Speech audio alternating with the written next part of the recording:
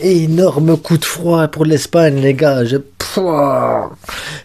On va quand même faire les pronos des quarts de finale et voir qui va aller en demi-finale, d'après moi. D'après moi. Et je me suis rarement trompé depuis le début de la Coupe du Monde, les gars. Donc, restez.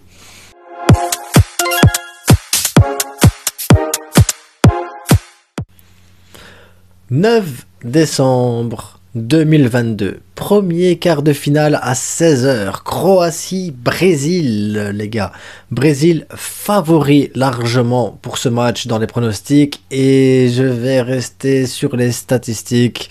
Pour moi, le Brésil est favori également pour gagner contre la Croatie, même si je pense que la Croatie peut les emmerder quand même un petit peu. Mais voilà, le Brésil là, avec Neymar, avec l'autre joueur du Real Madrid là, côté gauche, enfin ils ont une superbe équipe, Paqueta, Casemiro, Thiago, il est là. Non, le Brésil a vraiment une bonne équipe, bien équilibrée, Richarlison. Non, la superbe équipe ils ont une superbe équipe, le Brésil, Rafinha. Les noms, ils arrivent comme ça. Même si de l'autre côté, t'as Modric, Brozovic, tous les mots en hitch et tout ça, que c'est une sale équipe quand même. Je pense que la Croatie, les 120 minutes qu'ils ont joué avec la séance de penalty, ça va leur rester sur les jambes. Ils sortent d'un groupe compliqué avec le Maroc, la Belgique et le Canada. À un moment donné, ben voilà, les corps s'épuisent. Et il faut dire ce qui est. Le Brésil n'a pas eu réellement de grosses confrontations depuis le début de la Coupe du Monde. Donc ils sont un peu plus frais. Ils seront un peu plus en jambes que la Croatie. Donc voilà, pour moi, le Brésil est archi favori contre les Croates. Voilà. L'inverse m'étonnerait fortement. Vraiment, l'inverse m'étonnerait fortement. Donc on va mettre Brésil premier qualifié. Et deuxième quart de finale, on a un Pays-Bas-Argentine, les gars. Argentine favori de pas grand chose dans les statistiques et ça va être compliqué à pronostiquer, les gars, très compliqué. Donc d'un côté on a Messi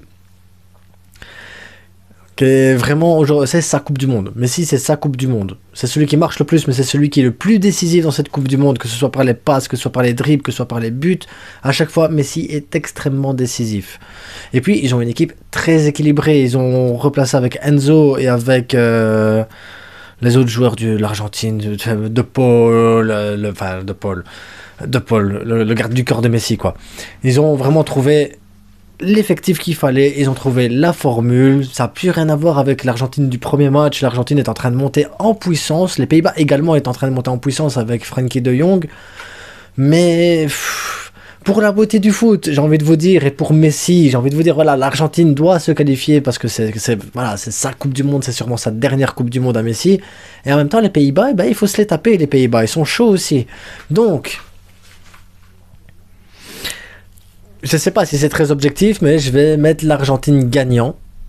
Même si, franchement, si les Pays-Bas y passent, ça me surprendrait pas. C'est très équilibré, ça va être un match très disputé.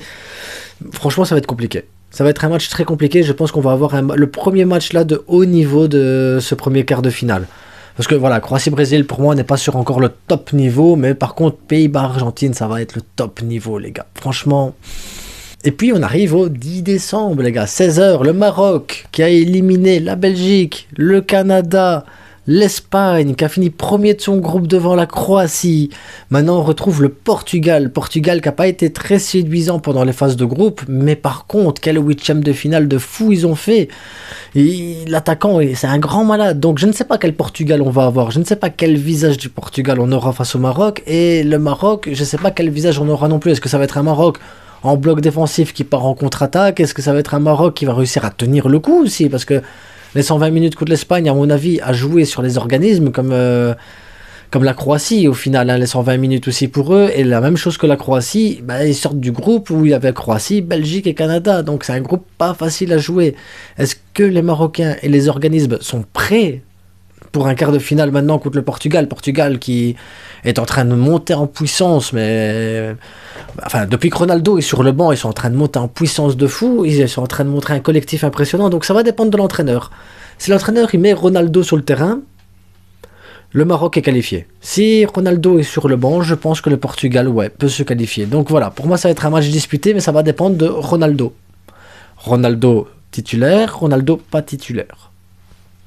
Et pas parce que j'aime pas Ronaldo, hein. Ronaldo est un grand joueur, hein, je critique pas. C'est juste que maintenant, je pense que ça peut être un super sub, plus qu'un titulaire en puissance. Donc, ici, je vais quand même mettre la paix sur le Portugal, parce que le Maroc, à mon avis, a épuisé, voilà. Une compétition, ça se fait sur la longueur, ça se fait sur l'état de forme. Et je pense que le Maroc n'a plus l'état de forme suffisant pour aller en demi. Même si j'aimerais bien voir le Maroc en demi-finale quand même. Mais je vais mettre une pièce sur le Portugal. Et ensuite, à 20 h, on a un Angleterre-France. Et ça, les gars, ça va être un gros match. Très disputé, très ouvert. Je pense qu'il n'y a aucune des deux équipes qui est totalement parfaite. Il n'y a aucune des deux équipes qui... Voilà, ça va s'enflammer, que ce soit d'un côté avec Mbappé, Griezmann, Dembélé, Giroud.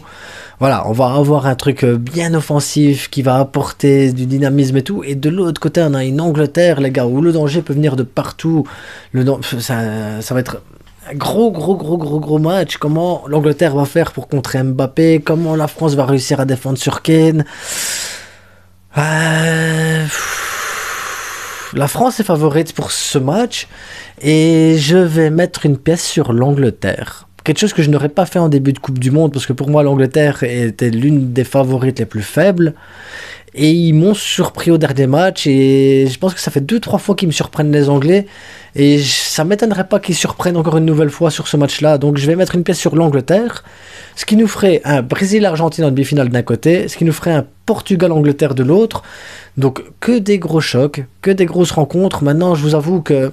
les pronostics, ben voilà, Maroc pourrait passer, la France pourrait très bien passer aussi, voilà, la France peut très bien passer, la Croatie, si elle joue bien le coup, elle peut réussir aussi à contrer le Brésil, voilà, c'est les Pays-Bas aussi, enfin on pourrait avoir des demi-finales complètement inversées, des demi-finales complètement surprenantes aussi, donc je pense que cette Coupe du Monde n'a pas fini de nous surprendre, je pense que cette Coupe du Monde n'a pas fini de nous montrer d'autres facettes des joueurs, d'autres... Enfin, c'est fou. Cette Coupe du Monde, elle est complètement folle, les gars, de toute façon. Donc, voilà le premier pronostic. On se retrouve demain pour une autre vidéo, pour... je sais pas encore, on verra. Suspense, les gars, suspense. Et...